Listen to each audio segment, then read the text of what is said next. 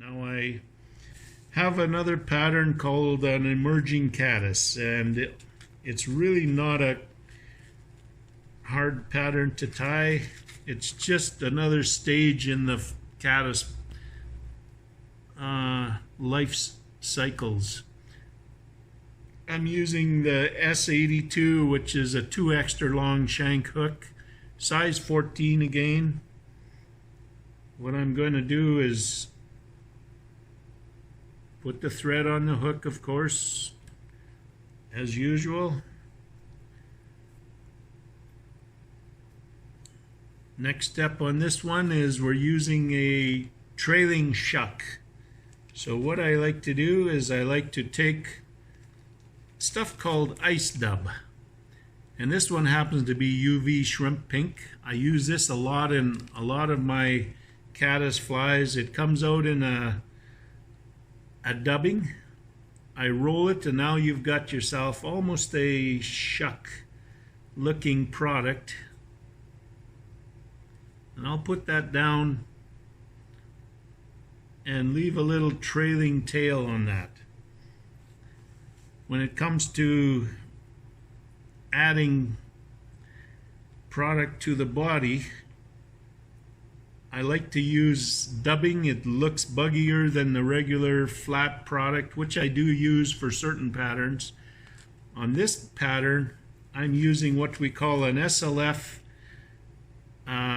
pattern blend. It's called Red Fox Squirrel Nymph Thorax, and I like it because it's got a lot of sparkle in it. It's got the tanny brown that the caddis looks like.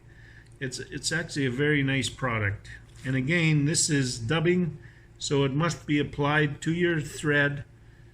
And how I do that is I keep the thread tight in my hand. I put the material right next to the thread and I roll in one direction.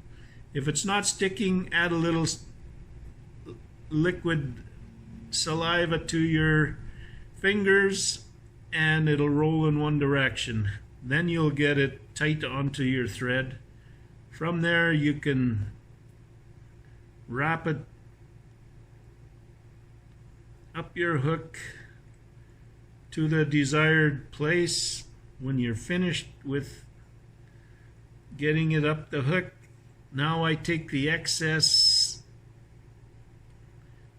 dubbing for my shuck and I pull that over the top of the hook.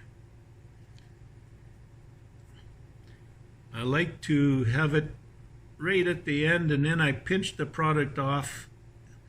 Now there's a good looking bit of emerging caddis. Now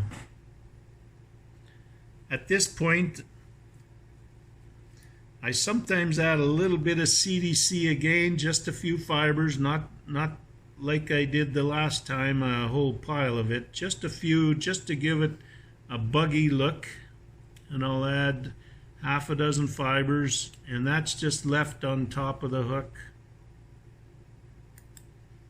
That's good. Now on my next wing, it's again going to be a deer hair wing with a really tight bullet head.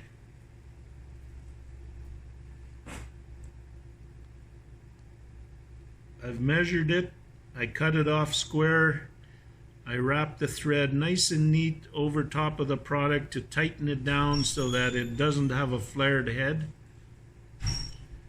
And there's the finished product.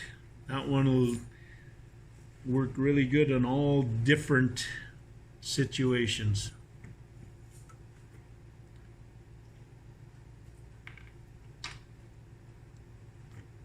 Again, we'll take and put a little glue on the head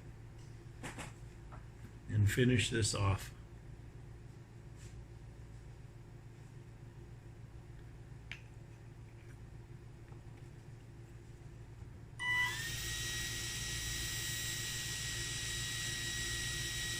The glue I'm using here is what we call is a Solarise Bone Dry. It's activated by the ultraviolet light. I happen to have a high-powered one, As soon as the light hits it, it's dry as a bone. That's why they call it bone dry. There is what I consider my emerging caddis. I'll pinch the barb again. It's ready to go.